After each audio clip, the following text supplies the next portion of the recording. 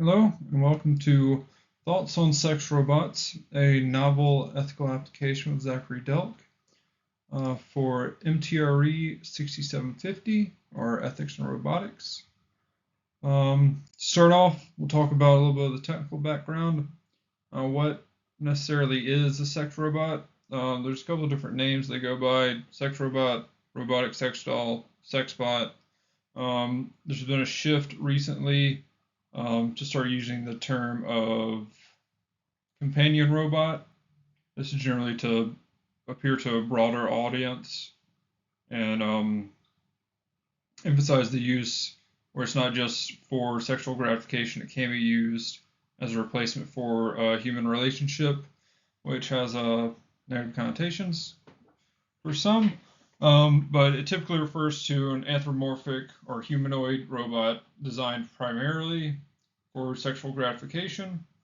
Here we see the first sex robot, which was Roxy, developed by Real Dolls, and this debuted in 2010. Now, this one in particular, there's a lot of hype or garnered a lot of attention, but there was a lot of speculation on if it was ever actually mass produced because none have been found or none have surfaced after the event. Now, a little bit of the history of the subject matter. People have been using things to get off for a long time. Back in the 17th century, 16th century, there was something called a masturbatory doll or puppet. This was made of leather or cloth or old clothes, and it was used by Spanish and French sailors where they would go on long voyages. One of the names that went by was Dame de Voyage, which is Woman of the Voyage. There have not been any surviving ones found, but there has been a lot of literature that references them. So we know they existed, we just don't have one. Then in the 18th century, there's a lot of references that can be found of artificial men and women with removable or addable sexual organs, and they would also have the ability to buy it with a phonographic attachment, meaning you would be able to play audio to some extent. That was primarily seen in France and Germany. And then moving a little bit to the turn of the century, we see blow-up dolls first come out, which is what's seen here. And it's just, inflatable. Sometimes they've got silicone hands or parts, but generally it's just an inflatable doll. In the 90s or in the 70s, they started moving to more silicone and latex for extra durability. And then the 90s is when the silicone lifelike dolls started coming up, and this can be seen with the company Real Dolls, which still exist.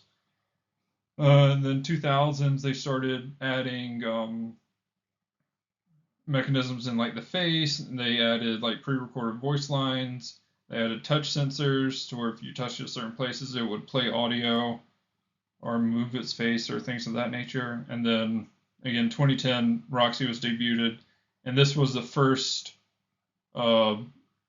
sex robot, since it had an AI application to it. It had a AI where it would be able to respond. It would be able to record experiences and then curtail its personality for the user. In the current era, there are AI-enabled sex robots that have movable heads, mouths, shoulders, other body parts. They can be preheated. It can have different sort of applications. There's none that can walk yet.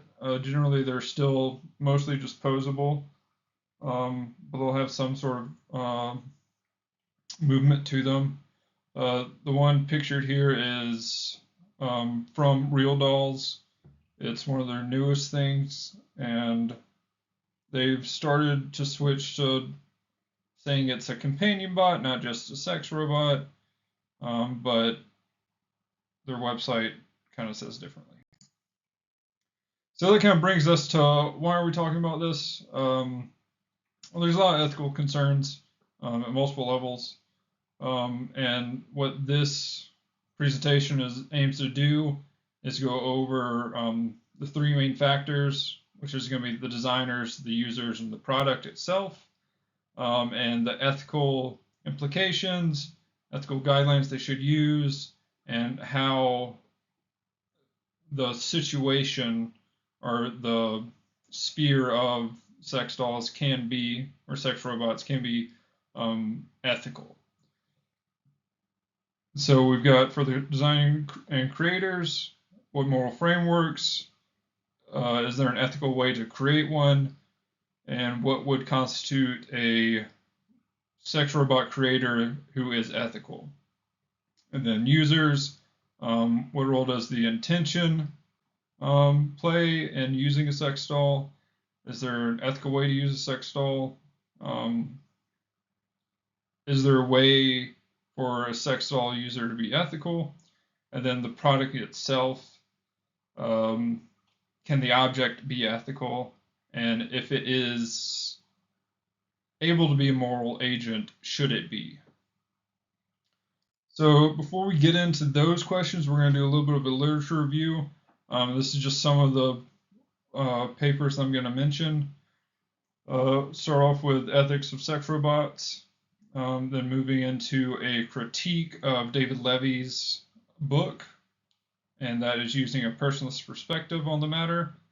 And then we're looking at sex robots from the perspective of machine ethics, and then also finally robots, rape, and representation.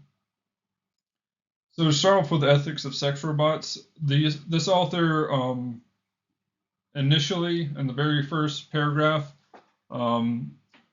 places his position that he is going to make his arguments under the assumption that a sex robot is strictly a tool, meaning that it has no moral capabilities. It cannot be harmed in the moral sense. And he goes on to note some of the potential positive outcomes of sex robots.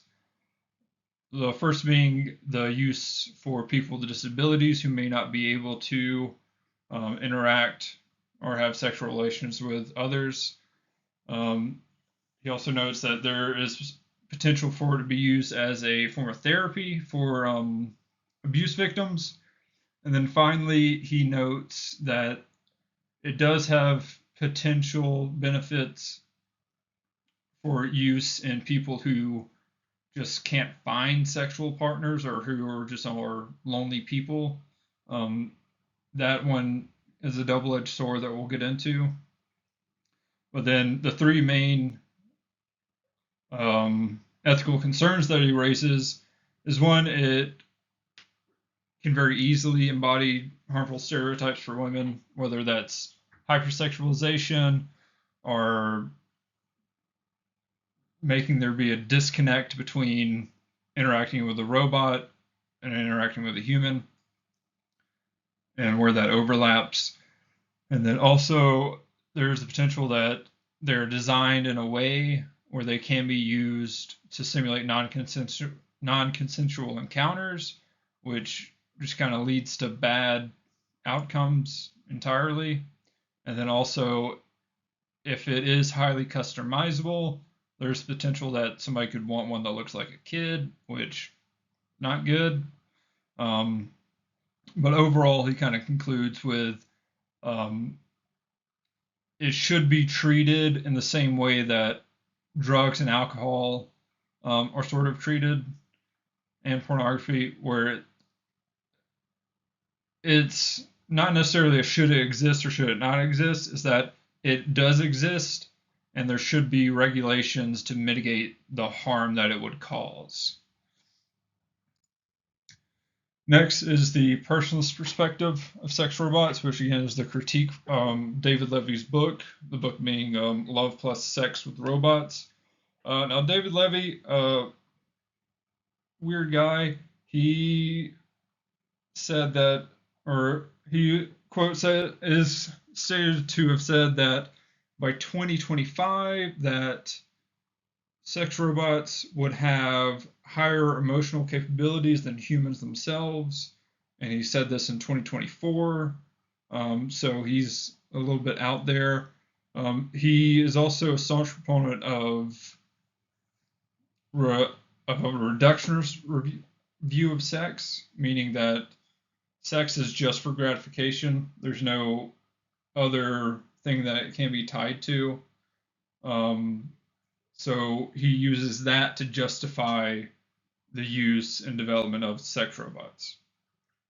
And he has said that sex robots have the potential to reinforce validation and therefore build the self-esteem of users.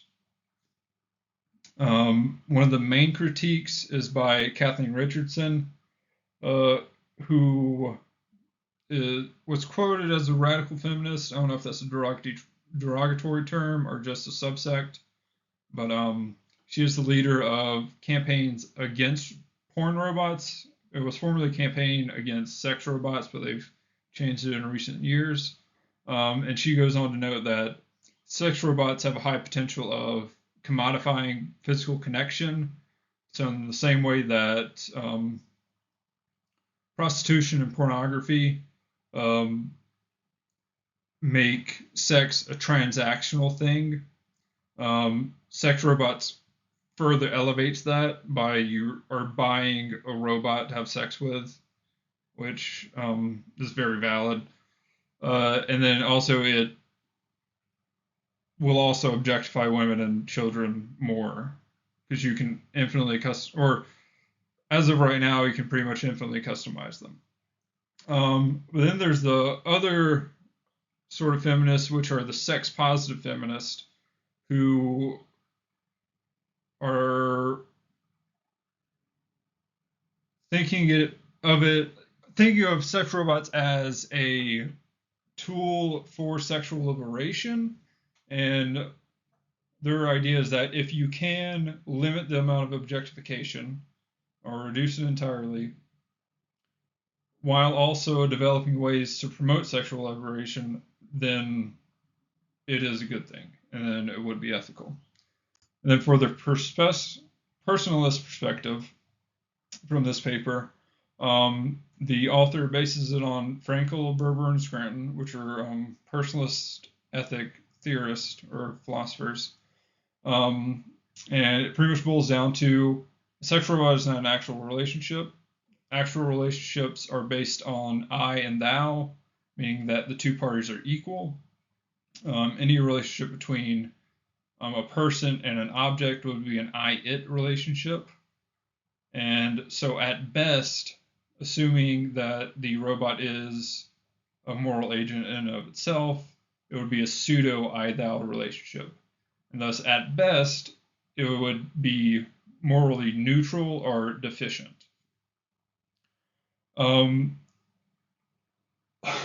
He also notes that given the nature of a sex robot, it is something that you buy.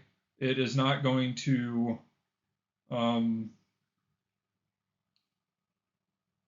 optimally, assuming all perfect conditions, it's not going to it's not going to be disloyal. It's not going to reject you or anything like that. So there's this unconditional acceptance and loyalty that removes the potentials for higher goods or moral development. And by removing any kind of challenges that go with the relationships, you're negating your opportunity to grow. So things like empathy and compassion that you would gain through taking care of a sick loved one or an injured partner, or the self-sacrificial love, which is a big thing in personalist ethics, that's not really happening. There's no self-sacrificing with a robotic companion. And then also it has the high potential to foster the avoidance of genuine connections with real people, which is isolationism. Then moving on to the paper that was about the perspective from the machine ethics side of things, which machine ethics is the morality of semi or fully autonomous machines. And this paper listed a lot of questions and didn't really answer a lot of them, but just kind of talked through some of them. But some of these that I listed would be, should they have any moral skills? And the author meant by this was that would it be a positive thing if the robot could explain itself to loved ones, like a user's loved ones, to mitigate their negative connotations towards use of the sex robot. But then there would also be negative impacts where it's just telling everyone what it does, which aims on the or leans towards the side of like vulgarity and things of that nature. And then if it is a moral agent, what principles should it follow? What theory should it follow? He did note that things like virtue ethics and Kantian ethics would have certain use cases, but given the robotic nature of sex robot, a human-based ethics wouldn't necessarily fit. So there'd have to be some pseudo version of ethics that is curtailed to robotics, sort of like Asimov's laws or something similar. He also noted about the level of autonomy that a robot should have. Should it be able to refuse initiation? Should it be able to initiate in and of itself? A lot of potential issues there.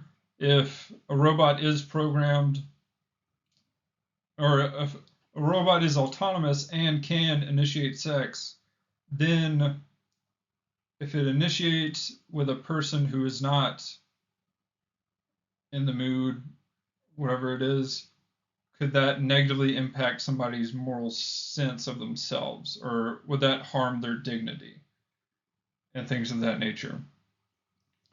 And one of the other questions was, should certain behavior or personalities be prohibited, which I'll talk about a little bit later. Well, this is, should it be able to act like a child? Should it be able to portray certain races or genders or cultures in a negative light, things of that nature? And then as far as its appearance in and of itself, should they really be modeled like humans? Like, is that the best thing? Is there non-humanoid options that can be more ethical or more ethics centered? And then should certain appearances just be outright prohibited, like through either laws or regulations? And this is like politically incorrect appearances or childlike appearances. There also was the issue of data and liability concerns. So if it is an AI, it's more than likely going to connect to the internet. And so who is liable for that data if it were to get out? And then also liability concerns if something happens to a robot that is autonomous, who is at fault? Is there any sort of blame that can be thrown either which way? But again, he didn't really give any answers for this one. And then moving on, I probably should have done a trigger warning, but robots, rape, and representation. And this paper just poses, or starts off by posing the question, is it moral or ethical to design a robot that can refuse sexual advances, which I mentioned a little bit previously. there's the two aspects of it. It should be able to, or it should not be able to. If it is able to refuse, then one would have some sort of autonomy, or it would just have a pre-programming to refuse, which, if you view it as a human analog, then you would be able to sexually assault a sex robot, which wouldn't be an ethical thing in any sense of the theories, even if it's just a byproduct of the programming and not like an intentional thing of like, I want to build a robot that can be sexually assaulted. This is going to more than likely facilitate rape fantasies or sadistic nature, which then can bleed into the real world. And even if you view it just as the robot is an object, therefore it cannot be morally wronged, it cannot be sexually assaulted, it's still acting to reinforce or empower sexual abusers, which again is unethical. And then the aspect of sex bots should not be able to refuse. If it is a human analog, meaning some sort of moral agency, does the inability to refuse imply consent? Which, if you take that stance, then it can lead to negative connotations towards real women who are not, always receptive or always available for sex. It can kind of play into that sexual assault mentality. And then if you take the stance that it is a human analog that shouldn't be able to refuse, but the inability does not imply consent, then every sexual encounter with a robot would be sexual assault. So negative across the board. And then if you say that it's not a moral agent, it's completely a tool and should not be able to refuse, it's a little more justifiable. Your dishwasher can't refuse to wash dishes.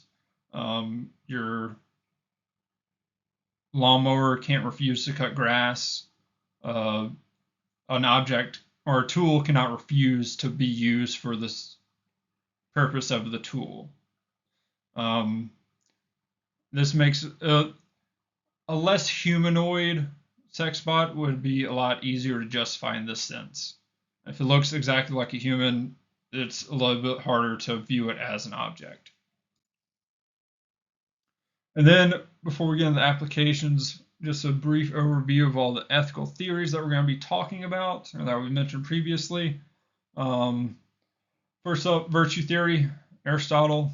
You want to develop morals in and of yourself, and then act virtuously, and this leads to a good life, or eudaimonia. I don't know what it is. So the question is, what would a virtuous person do? A virtuous person would pick up after themselves. A virtuous person would not litter. A virtuous person would take care of the elderly if they can. Things of that nature. Deontology, Kantian ethics. You act based on duty, rationality, moral laws. The categorical imperative. Things can be universalized. And it is mostly based on the intentions of your actions. So if your intentions are pure and the action can be universalized, it is moral. I help those in need because it is the right thing to do. Everyone should help people in need because it is the right thing to do. Utilitarianism, there's a couple of different flavors, but primarily it just judges based on the outcome of the action or the consequences of the action, not necessarily the intention behind it. And this theory aims to maximize overall human pleasure or happiness while minimizing human pain and suffering, and that is the collective human. And then finally, personalist, which is very centered on a person in and of itself. A person has inherent dignity, they have inherent freedom, and they should have relationships. And you want to act in such a way where you respect their dignity and you promote healthy relationships. So for virtue ethics, again, people are moral agents. This is shaped by their community, their upbringing, and the habits that they choose to do. A moral person will choose actions that align with moral virtues. You want to pick up trash instead of throwing it on the ground because you live in a society and that's the right thing to do. And then the constant development and implementation of these virtues leads to a good life. And the thought process is that you should act not out of fear or not out of fear of consequences, but out of the idea that a virtuous person would make the same decision. Some of the virtues that we're going to be going over are honesty, compassion, courage, and also temperance. Ontology, again, people are never a means to an end. They are always the end in themselves. You should never use a person to better yourself. A person's autonomy is paramount, and then if a person has no autonomy in an action, the action has no moral worth. So if you are forced to do something, it's not moral or has no moral value. Even if it is good, even if the outcome is good, it has no moral value. And then you should act morally not because of the consequences, but because it is the right thing to do. And all action should follow the categorical imperative. I did this thing because it is illogical, it is possible, and everyone can do this thing. I'm doing it for the sense of duty, not for the sense of fear or consequences. Utilitarianism, again, overall happiness of humanity is paramount. Everyone counts as one. There is no favoritism for perceived importance or anything of that. And it is the consequences that determine the morality of an action, not the reasoning behind the action. So you could do something for the wrong reasons, but if there's a positive outcome, it would be of positive moral worth. And a moral person, by utilitarianism standards, would aim to maximize overall human happiness while minimizing human suffering. Finally, personalist, it carries over from deontology. The humans must never be a means to an end. They're always the end in and of itself. And each person has an inherent dignity that you should respect and preserve. Moral people are built on their relationships, and the ultimate moral good is self-sacrifice, which is staying up all night to take care of a sick kid. You're tired the next day, but you did it because you should. All right, so now we're getting to the applications. So again, designers, users, product. First off, designers, what moral framework should they follow? I'm under the belief that they should follow a mixture of personalist ethics as well as virtue ethics. Personalist ethics because it has that foundational belief, like Kantianism, that people are the ends and never the means. It also aims to preserve human dignity.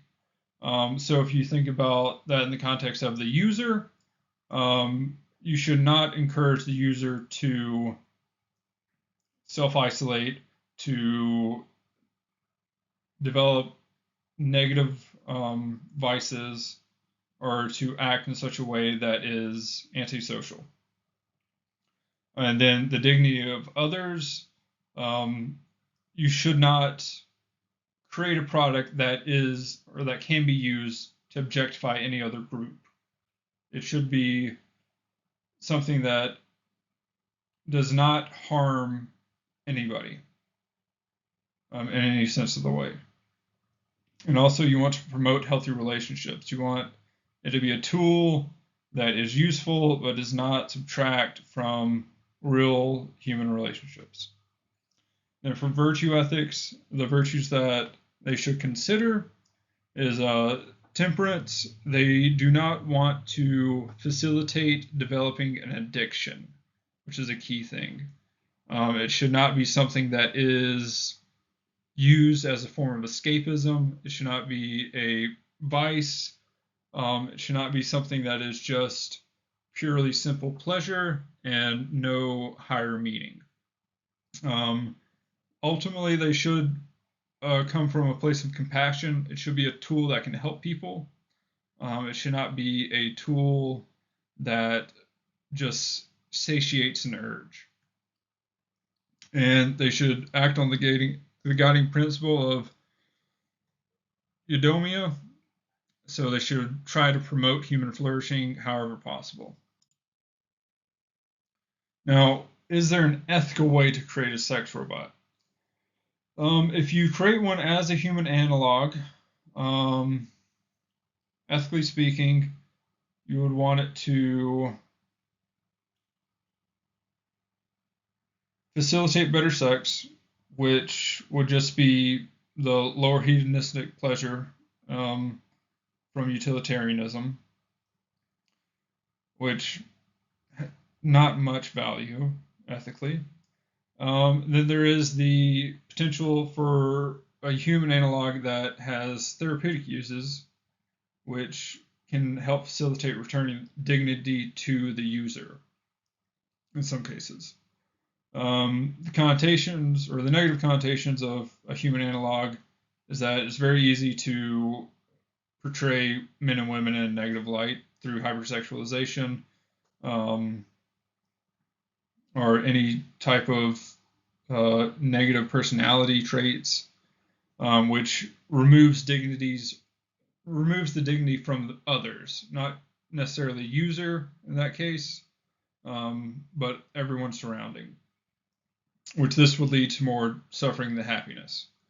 Because if people are objectified constantly, they're not happy.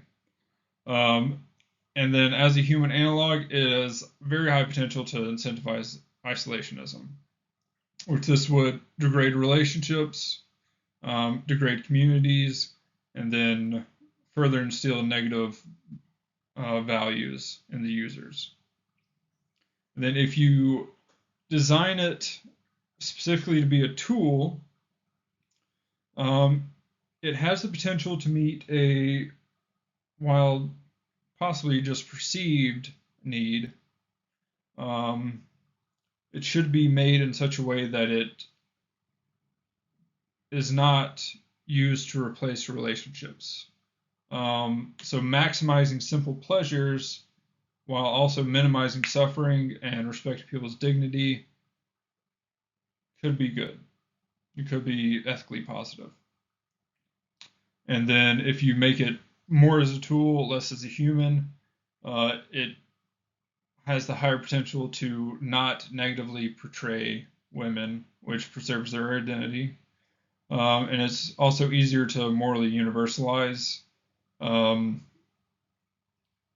It's easier if it's a tool that can be used for good or for neutral purposes, versus it's a replacement for an actual relationship.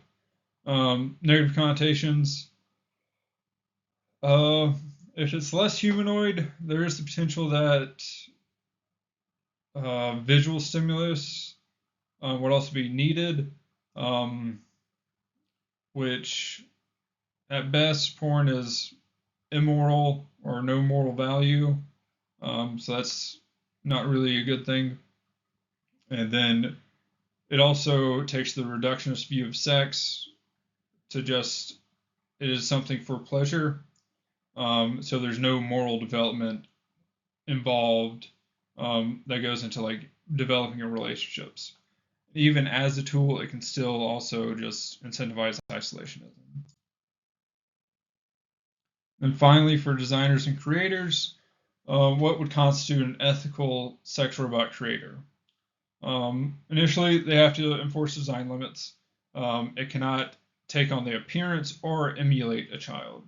Appearance, pretty easy to understand. Shouldn't look like a kid, not a good thing. Then, as far as emulation, there is the fetish of age play, which is a thing. At best, that can be seen as morally gray, while there is the between a human and a human, there is the aspect of it is a relationship and can be a positive relationship. Everything else about it is negative. So if you remove the human component of it, and it's just human and robot engaging in age play, you don't have that real human relationship. So then you're only left with the negative stuff. So it's just overall a negative ethical thing. So it just should not be allowed. They should aim to reduce hypersexualization, whether that's appearance or personality. Appearance, it shouldn't just be, hypersexualized and readily available and plastered everywhere, because this is going to promote objectification, which harms the dignity of whatever sex it's emulating. And then personality, there should be some sort of limits on it. One being readily available and always available for use isn't a good thing. It pushes more towards overindulgent behavior. So there has to be some way to kind of curtail that where it's not such widely available. Then also just general personality. It shouldn't be able to take on politically incorrect appearances or personalities. It shouldn't be able to imitate people with like mental disabilities. It shouldn't be able to portray cultures or races in a negative light, because that just kind of stems towards immoral fetishism and exploiting marginalized people or vulnerable groups, which is morally bad. That's not compassionate. That's not in any way kind, and does not preserve the dignity of anyone. And then the designer should also aim to complement relationships with humans, not replace relationships with humans.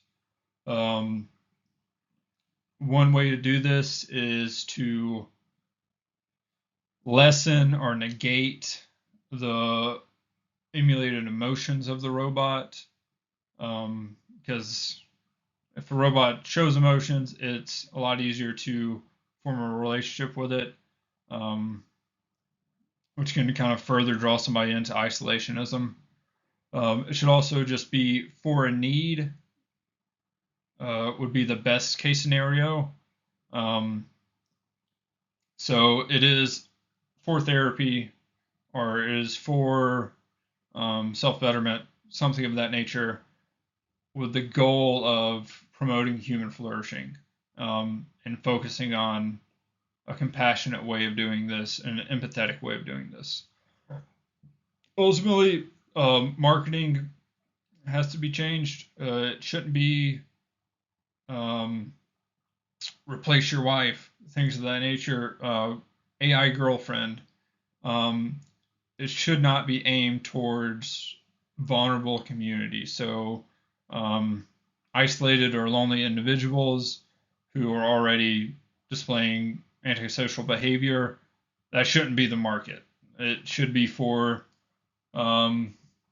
recover from traumatic instances, or cope with the loss of a loved one or a partner, something of that nature. Aim to preserve dignity. Don't aim to degrade the morals of the user. Then taking it on to the user questions. What role does intention play? The intention behind using a sex robot. Well, if the intention is to recreate or create an antisocial or sadistic fantasy, it's bad. There is the devil's advocate side of, if this robot can simulate these sort of fantasies, then people are going to be less likely to go out in the world and engage in negative sexual behavior. Very slippery slope, and either way, that's going to degrade the moral value of the user itself. If the intention behind the use is to replace a human relationship because the user has the perceived inability to find a partner, or they are scared of rejection, or they just don't want to interact with people, you're removing any ability for moral development. You're not going to have any chance to build true empathy or true compassion. You're not going to have the option to go through self-sacrifice for the sake of love or anything of that nature. So ultimately, it's not going to promote the good of all or any sort of true happiness for the user. Then if you're using it to solely for pleasure, just because you want to, it's not really replacing a relationship for you. It's just for sexual gratification. It's not hurting anyone. It's not, as long as it's not negatively impacting real relationship. Is there truly a harm? Maybe not, but generally it's just the or it being readily available is going to lead to overindulgent nature, which is then going to erode personal virtues. So not a good thing. And so that brings us to the questions: is there an ethical way to use sex robots? You have to use it with self-restraint and modesty. You have to be very cautious to avoid overindulgence, and it should not be used to engage in immoral or nefarious acts or fantasies. It should be used as a tool, not as a replacement. It should complement existing relationships or facilitate you in that way. And in and of itself, a sex robot is a means. It's never an end. It should never be a default when considering on whether to form a relationship with a person or, just keep using a sex robot. Human relationships should always be top priority.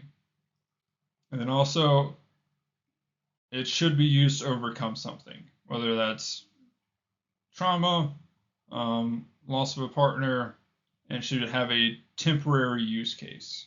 It shouldn't be something that's used indefinitely.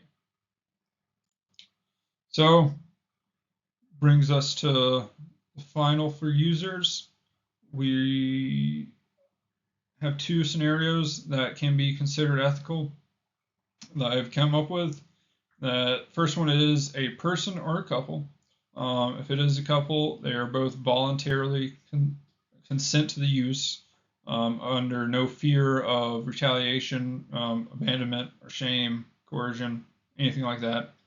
So a person or couple who uses it as a tool in moderation without any immoral intentions. It's not used for any sort of nefarious fantasies, while preserving their actual existing relationships, so it's not degrading or removing the dignity of any body present. And then the other use case would be a person who's using it as a means of therapy.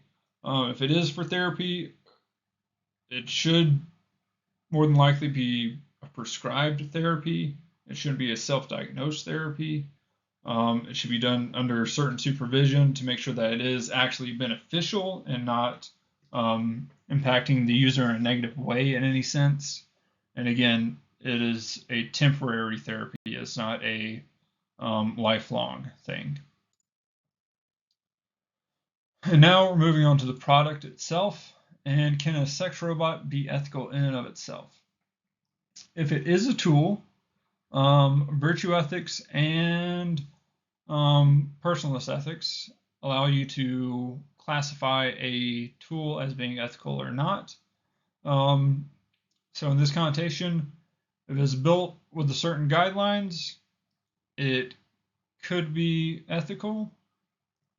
It has potential to be ethical if it works to promote human flourishing and preserves human dignity.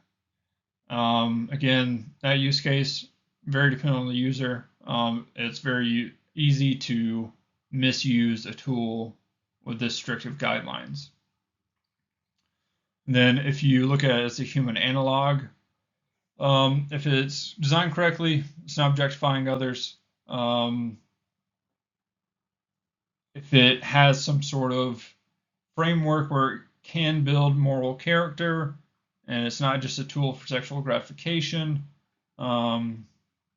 if it does not disillusion the user into believing that it is and that they are in an actual relationship, and it's breaking the illusion of intimacy every once in a while, just to reinforce that this is, an artificial thing, then it could potentially be ethical.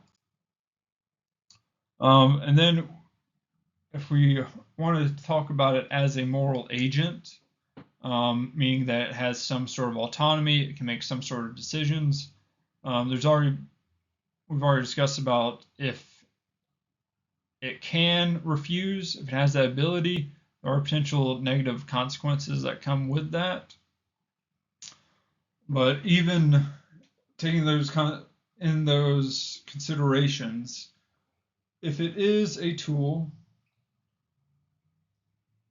or if it is a moral agent that cannot necessarily refuse, or even if it can refuse, can it act in such a way where it de-incentivizes either excessive use or negative acting? And that's just, it can do something to make the experience less enjoyable, blaring music, not working properly, not engaging in mechanics, whatever it might be. And then also, if it is a moral agent, could it potentially foster one's virtues? Is it able to be designed in such a way to build one up? Can you have it have a personality to where if the user displays negative virtues, or if they're act in certain ways that are antisocial or whatever it might be, can it express less interest, not be into it, whatever, use that de-incentivizing mode to try to critique the user's behavior. One caveat is that could gamify relationships. Like if you know exactly what to say to get your robot to do something, you're more likely to use that in actual relationships, which does not actually build a genuine relationship. It's just all kind of built on a decision tree, pretty much. But ultimately, the robot, if it is a moral agent, should act in such a way where it desires its own obsolescence. It desires to be not used. It should try to foster growth in the individual. It should try to enhance their morality. It should try to instill, or not necessarily instill virtues, but build up virtues, enforce virtues, reinforce virtues. And it should also encourage the user to form real relationships. If the user comes and says, "Oh, talk to so and so at the coffee shop," the robot should say, "Ask her out on a date." Things of that nature, potentially. And then also, it should pretty consistently just remind the user that it is a robot and that it is not, that the user is not in an actual relationship, and that they should be in an actual relationship. And that's in the case of like a personal use thing. Therapy, hopefully the temporary aspect of it would negate the need for that. But in conclusion, this is a very nuanced topic. It gets very weird very quickly. There's a lot of gray area. This presentation was in no way a complete moral framework of the situation. From my understanding, the use, design, creation is gray at best. Very small aspects. It can be positive if it is used for therapy or something of that nature.